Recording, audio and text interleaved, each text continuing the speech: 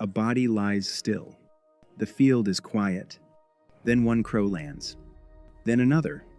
Then the trees begin to fill with black wings. They do not sing. They do not leave. They call from above like witnesses. And for centuries, people asked the same question. Why do crows gather around the dead? Were they mourning? Were they warning the living? Or were they waiting for something humans could not see? In old folklore, crows were not just birds.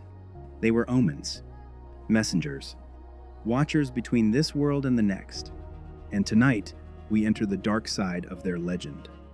Welcome to Dark Nature Diaries, where the wild is not always peaceful. Here, we uncover dark animal legends, forgotten folklore, strange natural behavior, and the mysteries hidden inside nature's shadows. Every creature has a real life. But in human imagination, some creatures become symbols of fear. Tonight, we follow the crow. Not the science yet, not the facts yet, only the shadows, the myths, the stories people whispered when blackbirds gathered near the dead. Crows did not need to attack humans to become feared. They only had to appear at the wrong moment. A crow on a roof, a crow near a grave, a crow circling a battlefield, a crow calling outside a house where someone was dying. To old villages, these were not random events. They were signs. The crow's black feathers made it look like a piece of the night had broken loose and taken wings. Its voice was not soft. It was rough, sharp, almost accusing. And when several crows gathered together, the sound became impossible to ignore. A crowd of black birds in the trees could turn an ordinary death into something ceremonial. People did not see feeding behavior. They saw a gathering, a dark assembly, a meeting above the dead. And once people began to see crows this way, the bird became harder to separate from death itself. The crow did not only visit the dead. In folklore, it belonged to them. Even the name sounds like a threat. A murder of crows, not a flock. Not a group, a murder. That phrase helped turn crows into one of the most ominous birds in English folklore. Old stories imagined crows gathering like judges. A black court in the trees, a trial in feathers, a circle of birds deciding guilt, punishment, and death. Maybe people did not always believe the story literally, but the image stayed, because it looked right. When crows gather, they do not seem peaceful. They seem alert, restless, almost angry. Their calls overlap like arguments. Their bodies move in sharp, nervous patterns. And if there is a body beneath them, the scene feels like something ancient is happening, something humans are not invited to understand. That is why a murder of crows became so powerful. It gave a name to the fear. It turned a natural gathering into a dark ritual, a dead thing below, a black court above, and somewhere between them, a mystery.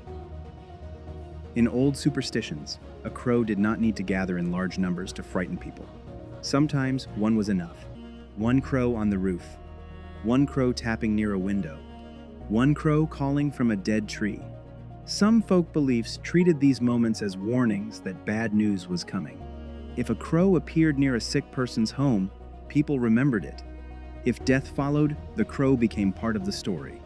That is how omens are born. Not from proof, from memory, from grief, from fear arriving at the same time as a bird. An old saying captures this feeling. A crow on the thatch, soon death lifts the latch. It is a simple line, but it creates a frightening image. The crow is above the house.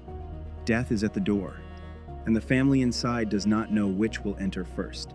This is why crows became so powerful in village folklore. They did not have to cause death.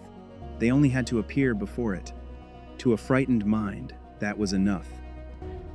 There is another reason crows became connected to death: war. After battles, blackbirds could appear where humans had fallen. Imagine the scene. The shouting is over. The weapons are still. Smoke moves low across the ground. And in the silence after violence, black wings begin to gather. Crows and ravens became birds of the battlefield because they appeared where death had already chosen its victims. They walked among the ruins of human pride. They called over bodies that would never rise. To survivors, this was not just nature. It felt like judgment. A crow did not wear armor. It did not carry a sword, but it always seemed to arrive after the final blow. This gave black corvids a terrifying role in myth. They became witnesses to war, birds that watched humans destroy one another, birds that survived when men did not. Britannica describes the raven as a near-universal symbol of dark prophecy, death, pestilence, and disease. And because crows and ravens are often blended together in folklore, that shadow also followed the crow. The black bird became a sign of what comes after violence. Not the battle, the silence after it. In Irish mythology, the darkness of black birds becomes even stronger through the Morrigan.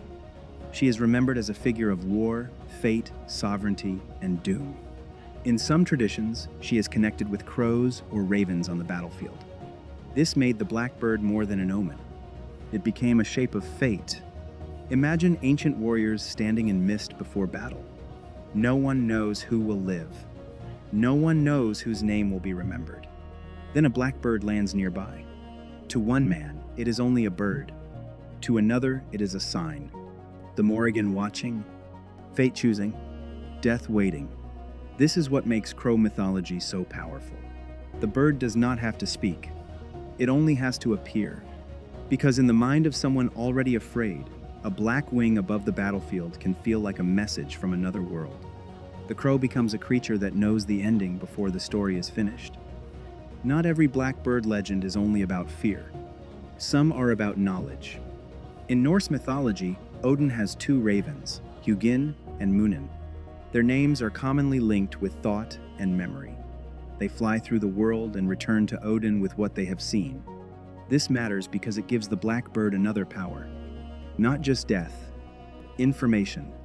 The bird becomes a watcher of the world, a messenger between places, a carrier of secrets. And that is exactly why crows and ravens unsettle us. They seem aware. They seem to observe. They appear to remember. In folklore, a black bird above a battlefield was not only looking at the dead, it was carrying the story of the dead somewhere else.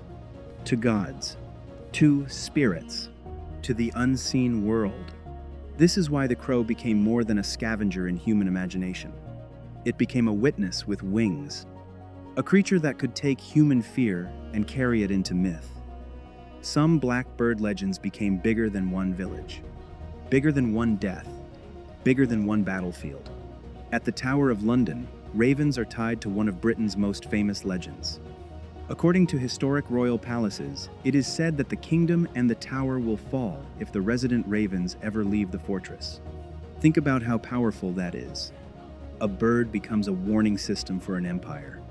As long as the ravens remain, the tower stands. If they leave, disaster follows. This legend shows how deeply blackbirds became connected to fate. The raven does not need to attack. It does not need to scream. It only needs to disappear. And suddenly, the story says, a kingdom may fall. That is the old fear again. The fear that birds know something before humans do. That they sense disaster. That their movement means more than movement. That their presence holds the world together. And their absence could break it. Modern fear of blackbirds was shaped by one of the most famous poems in American literature, The Raven by Edgar Allan Poe. It is not about a crow, but it changed the way blackbirds live inside the modern imagination. A grieving man sits alone at midnight.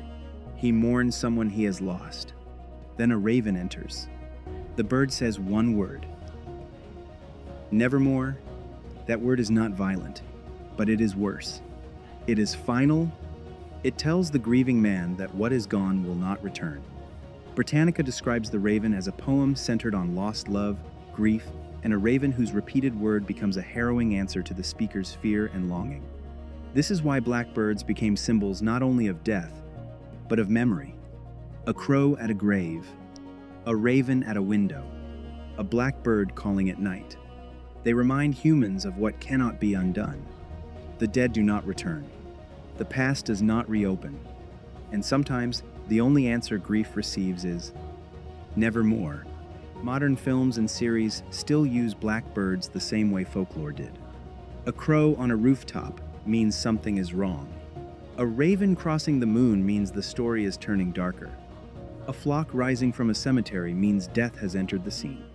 In The Crow, the blackbird becomes linked with death, revenge, and return from the grave. In Gothic series inspired by Poe, blackbirds still appear as symbols of grief, doom, and family darkness. In suspense and horror films, birds are often used as warnings before something terrible happens. The audience understands the image instantly, because the folklore is already inside us. A white dove means peace. A black crow means wait.